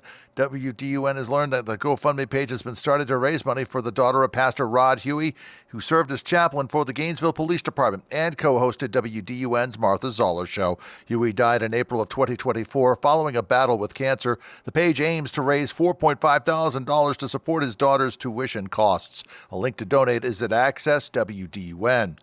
A second victim from a Saturday shooting in Athens has died. WDUN's Lawson Smith with more. Police in Athens, Clark County reported that the shooting occurred early Saturday morning along the 400 block of North Jackson Street near Hancock Avenue. One victim, 22-year-old Clayton Adams of Hull, died shortly after sustaining his injuries, while police later confirmed that 19-year-old Dylan Bentley died from his wounds. A third victim remains in critical condition. 22-year-old Mark DeSosa of Jefferson has been arrested and charged with malice murder, aggravated assault, and aggravated battery in connection to the shooting. And some good news for Georgia's poultry businesses, as the Georgia Department of Agriculture says the state is now free of the highly pathogenic avian flu. That sickness affected 3 commercial flocks across the state so far this year. More details and more news at Access WDUN. Now here's your Access WDUN chilling forecast. North Georgia, it's an active weather day. Scattered rain, thunderstorms, breezy, highs. They already happened. Temperatures are falling and will continue to fall into the 30s this afternoon. Freeze warnings kick in tonight, upper 20s. From the Access WDUN Weather Center, I'm meteorologist Holly Strano. In Cleveland, down to 51 degrees. Decula, just 54. And in Gainesville, now 52. From North Georgia's News Talk, AM 550 and FM 102.9 WDUN. Something new is coming to your neighborhood. This April, Exchange Bank is opening in Brazelton. I'm Anna Hollis, and for over 122 years, we've been Middle Georgia's community bank, offering our personalized service and our commitment to being a place where community matters. Now we're bringing that same commitment to Brazelton. We can't wait to be your neighbor and help your financial dreams grow. Learn more at exch.bank. Exchange Bank, member FDIC. Spring into growing season with Farmers Exchange in Cleveland, Georgia, your local headquarters for growing solutions. From custom blended fertilizers and expert crop protection to top quality nursery plants, garden seed, and lawn care products, we've got everything you need to grow with confidence. Come see us at 951 South Main Street in Cleveland, where knowledge meets service and success takes root. White County Farmers Exchange, providing growing solutions since 1928. It's the Martha Zoller Show, presented by Gainesville Mechanical. From the Northeast Georgia Health System studio in downtown Gainesville on AM 550 and FM 102.9 WDUN. I think we should have strong border security. It doesn't make sense for us to allow hundreds of thousands of people coming through our borders without us knowing who they are. Oftentimes in very hazardous situations and unmonitored situations that could do us long-term damage. It is the Martha Zoller Show. I'm here with Joni Alpert. And who was that? Obama? Barack Obama. That's Barack Hussein? Obama? being very concerned about what is happening. Amazing. With the border and terrorist cells Wow. coming across. That's crazy. Anyway, Steve Moore's here with me today. I'm sorry, Steve. I just had to play that because Barack Obama is like talking about how dangerous it is to have these people come over that could be terrorists. And now he's like supporting shutting down DHS. So how are you? And have you been able to deal with the whiplash that is the markets over the last few weeks? Yeah. Well, hi, Martha. Good to be with you. Well, listen, this is all being driven, the market turmoil and the big sell-off has been a result of the rise in the oil price. And so we have to get this conflict over with, hopefully victoriously, because once the Middle East is back up and running and the Straits of Hormuz are operational again, the price of gas will fall at the pump. And so right now, the price of oil is been fluctuating between $80 and $100 a barrel. Remember, it was about $50 a barrel before the Iran strike. So the sooner we can get this over with, the better. And I do believe once it is resolved in a victorious way, the world will be more peaceful and prosperous, and we'll get back to oil prices that we saw before the conflict. I mean, Trump, by the way, thank God we have a drill baby drill president, because if it weren't for Trump's energy policies, we'd be looking at, $6 a gallon gas. Well, I mean, because we actually have enough oil. We are drilling enough oil. Yes, We're there's no supply problem. There's no In supply fact, problem. Martha, in fact, if I may, we just did a little kind of layman's guide to energy policy. And what we show, and I was even surprised about this, the United States, for the first time in 50 years today, is a net exporter of oil and gas. In other words, we're producing more oil and gas in this country, thanks to Drill Baby Drill, than we actually consume. The problem is there's a global supply and a global demand. And so what happens is when the Middle East oil is cut off and reduced like it has been, that affects the entire global market for oil. So, in other words, once those straits are open again, we'll have no problem, and we're going to probably see that. So, Steve, gas if I below understand 3. if I understand you correctly, that even though really the stuff we're pumping into our cars right now is under the old low prices, they just, because it's a commodity, the prices go up immediately because they get concerned about the supply. Is that exactly really in a nutshell? Yes. In addition to that, yes, you've got that right. In addition, people say, well, why did the gas price go up? In other words, they say, well, these gas stations have the gas in the pumps the tank. at their pump. Why did the price? And the answer is because if you run a business, this is just a simple economic concept. You price at the replacement level. So in other words, you might have bought the gas at, let's say, $2 a gallon, but not right now. The gas is selling at $5 a gallon. So once you deplete that $2, you're going to have to replace it with $5. So obviously people are going to raise the price. If they didn't do that, by the way, then you'd have gasoline lines. People would be ordering, more gas than was actually available. And so, look, it is painful. I get angry when I pay $4.29 a gallon for gas now, and this always happens when we have a blow up in the Middle East. I mean, when I'm old enough, Martha, to remember in the late 70s when I was a teenager, and my parents would get us in the car out a frigid February morning in Chicago, and we would have to drive to the gas station in the station wagon. A lot of your listeners probably don't even know what a station wagon was, and we'd be ninth in line to get gasoline. And it was odd even days. It was odd even days. Yeah, you had to wait in line. Yeah. Right. I remember that. So tell me what you think this impact is going to be on the midterm elections. Well, it all depends on how long this lasts, right? I mean, if this goes on for another 6 months, boy, I wouldn't want to be a Republican, running when the gas price is, $5 a gallon. Because remember, energy is the master resource, right? So everything that our food, our housing, our all of the things that we have, our healthcare, are all dependent on low gas prices. So when the gas price goes up, the price of everything else goes up. So we've got to get that gas price down and the energy price down. And I'm here to tell you it will come down. Yeah, it will come down. It's just a question of when. Yeah. Absolutely. So are you concerned at all about the job numbers that we had last month because they were a little less than expected? Do you think that's going to continue? Yeah, it was a lousy jobs report. There's no putting lipstick on that pig. It was a bad report, and I'm not really sure. I think part of the problem, though, is a problem of a supply of labor rather than a demand for labor. So, right now we have 11,000 because of the demographics. I'm a baby boomer. I was born in 1960. We have, I just turned 66, by the way. I could retire. I'm not going to, but I could. But my point is we have 11,000 people retiring every day, but we only have 8,000 young people entering the workforce every day. So a lot of businesses are still telling us that they have a problem finding the skilled workers to fill the jobs. It's so funny. My son-in-law went back to school. He's in his mid-30s, and he did get a job a couple of weeks ago. He's got to have a security clearance for it, so it's going to be another couple of months before he actually starts. But he feels good. He got the job, and he knows he's going to be he's going to be working, and so they can start planning their life again. But my husband is beyond 65 and is still working.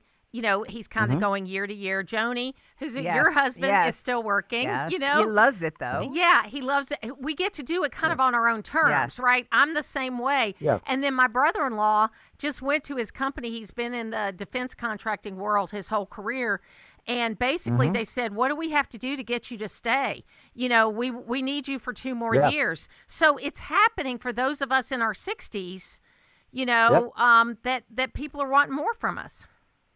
Well, I'll tell you this. The statistics are very clear for those around my age, mid-60s. The longer you work, the happier you are, and the longer you live. Absolutely. So retiring at an early age is not, playing golf every day, that gets old after about a few months. Yeah. And I love playing golf, but I don't want to play golf every day. Yeah, and I think did you know I had a heart attack a few weeks ago? Did you know that? Yeah, how are you? How are you doing? I'm doing really well. But I mean, Great. It has made me think about these things though. Where you think about how do you want to do it? Do you want to do it on your own time? But I agree with you that you still want to do the things that make you happy. And there is I'm seeing a little bit of shift with younger workers though, where these 18 to 24-year-olds, they're getting married younger again, they're going to church, they're talking about having families. Last night on the Oscars, Steve, 3 of the people talked about how great their families were and that they went to church.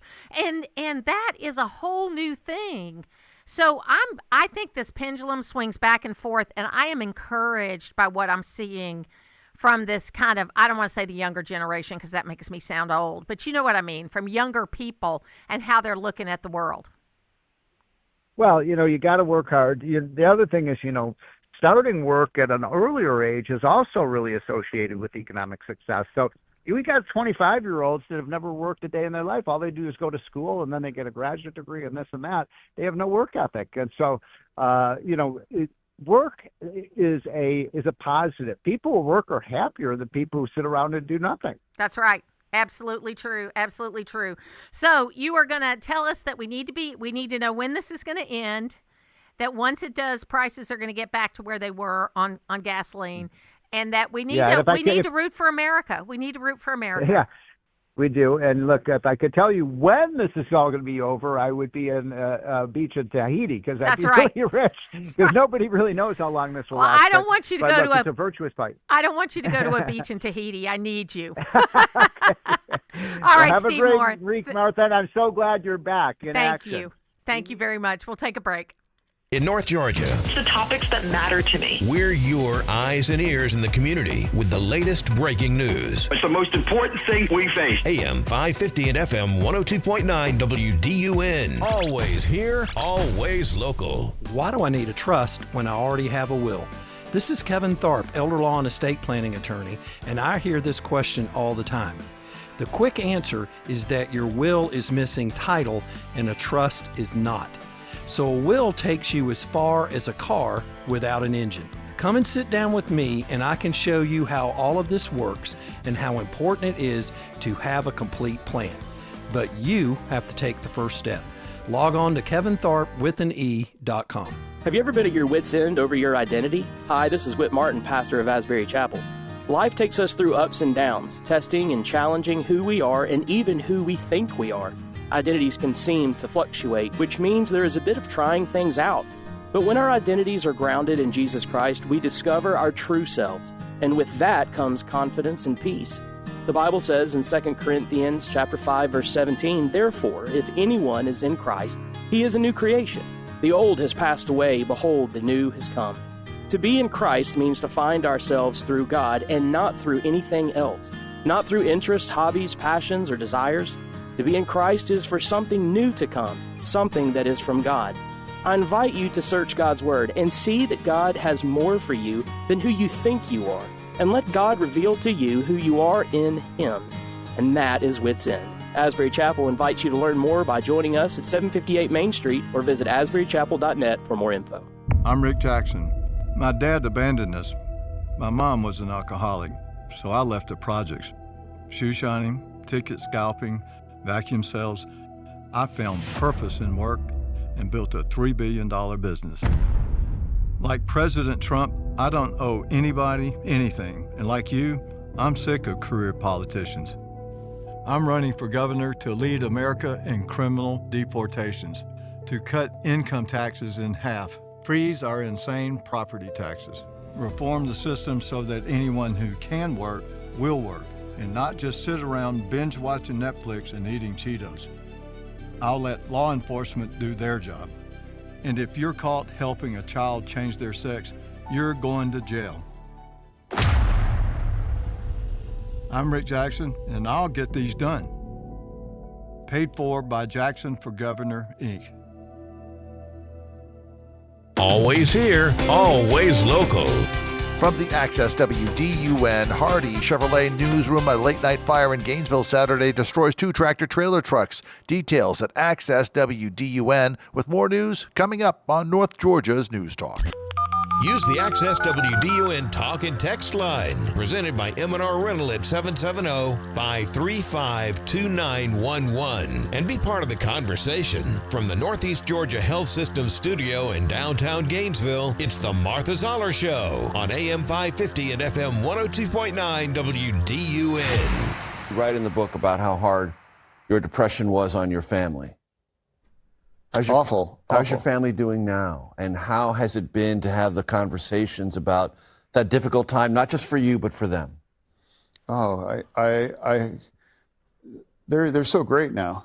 Honestly, you know, my son is starting to look at his colleges, and you know, in a couple days when we're filming, he's going to take his last SAT, and now it's surreal to me that my son now is going to be starting college, and I can't believe I would have missed out all of it if I just decided to take my life. And every time I spend time with them, I can't believe I even entertain that awful thought.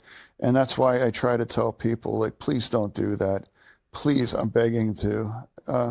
Over the summer, I was driving out of Braddock, and I came up on a young person that was standing on the rail, and it seemed like he was getting ready to a bridge to jump. And I pulled over, and I wasn't sure. I didn't want to scare him or spook him, but I got out and I was like, please, no, you don't have to do this. Please, please, please. I'm begging you. And then he turned around, looked at me. And at that moment, I was like, please, I hope he doesn't use that to jump. And then he stepped down, and I said, man, you don't have to do this. I promise you. And then he just turned around and walked back into town.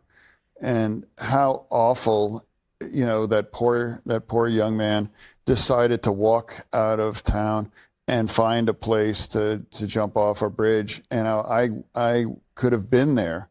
I've had that conversation. I don't know what's happened to him now. I hope he's still in the game, because if he is, that means he could be on the path to get better. It is the Martha Zoller Show. I just am so, Joni, I am just so blown away by a guy that I thought was just like a Nimrod, John Fetterman. Yes. I mean, he has turned out to be a really deep person. He's amazing. He's my hero. First of all, I love his politics, which surprised me that he votes common sense issues. Yep. That was a shock.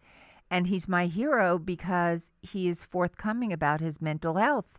And I find in general, people want to keep it under the table. You heard he got very emotional. Yes, as he was talking. starting Couldn't to believe break down, that choke I up. even considered this. Yes. You know, and if you're having a problem and you need mental health help, you can call 988.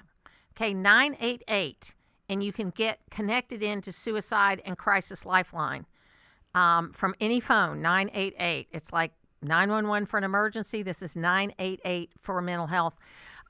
It's an important thing, I think, that people need to understand. And he is a guy, you know, that he surprised me, really. I mean, he surprised me because he is a progressive, but he's common sense. I don't agree with him on everything he votes on, but he's common sense. Correct. And Correct. he's got, you know, he was right on the hostages. He was right on supporting Israel. He was right on what we need to do with the Iranian war. He's right on opening up DHS. Right, exactly. Okay, so he's right on these common sense issues, and he's really more like Trump that way. Yes. Because Trump is not a traditional Republican. But if you go back and you look at Trump, there's Trump videos from 50 years ago that you can look at now. He says exactly the same things then that he does now. He hasn't changed. The people around him have changed. Right. But in terms of Fetterman, not only is he my hero because of his dealing with his mental health, but when he needed to go into the hospital, he went. And he was not ostracized for doing so. And I just think people need to get the help they need. There's so many people who will find out you're in therapy and they'll say, "Oh, they're really nuts."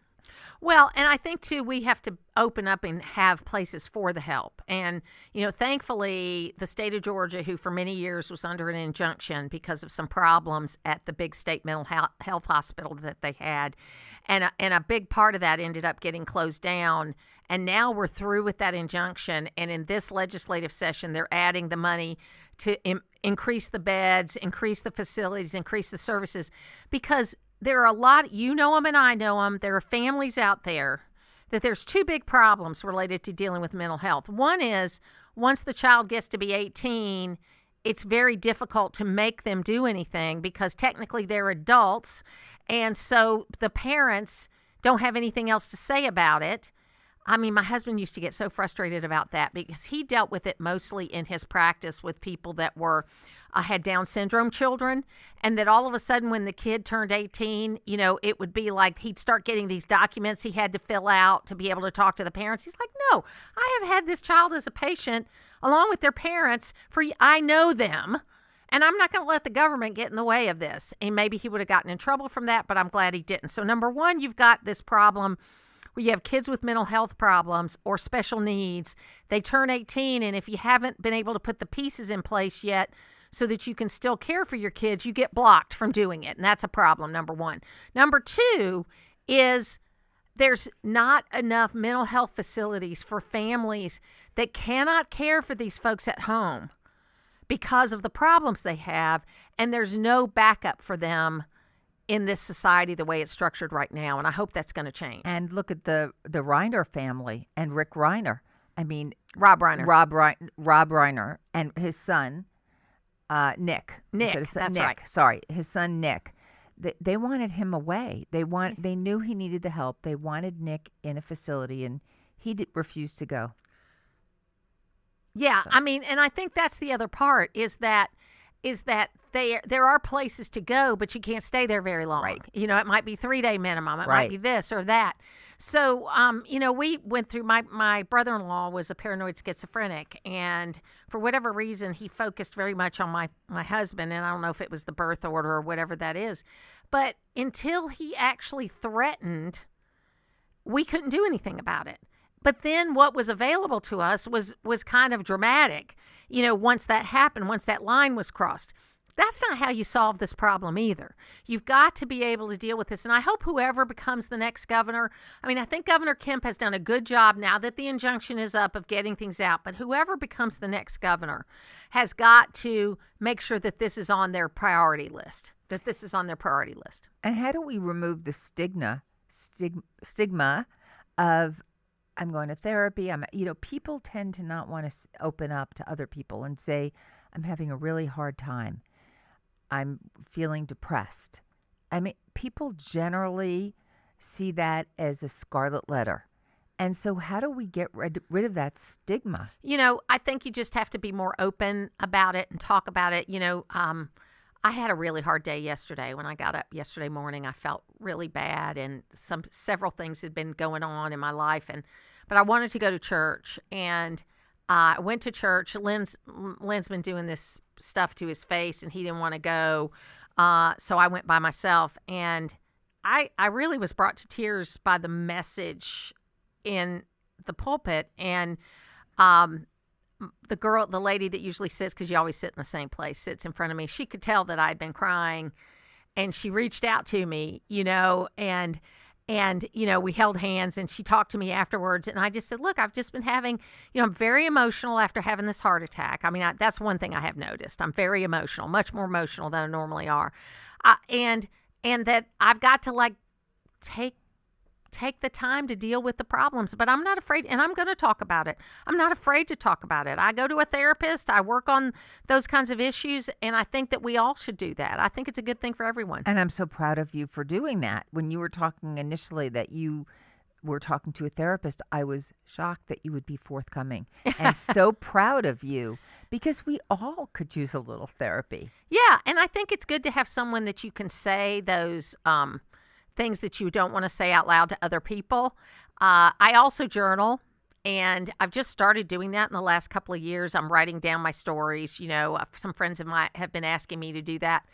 And, you know, you got to find these different ways to do it. I was sitting in the getting my car worked on Saturday, and I noticed this lady, and she stuck out because she wasn't using her phone. She was like writing and actually reading books. And so I said, do you mind if we talked for a minute? And I said, I would love watching you. And then we got to talking. We found out we had a lot in common, that we had a lot similar. And I said, I'm going to use that because I use this phone as a crutch, and we need to stop using these. These phones don't help our mental health. These phones make it more difficult. No, I think. I understand that. It's screen time, Facebook, all these things that isolate us and have us live online as opposed to human contact. Yeah, it's like this line I heard in a video I watched. It said, you mean in the future you're connected all the time and you're still lonely? You need to think about it, folks.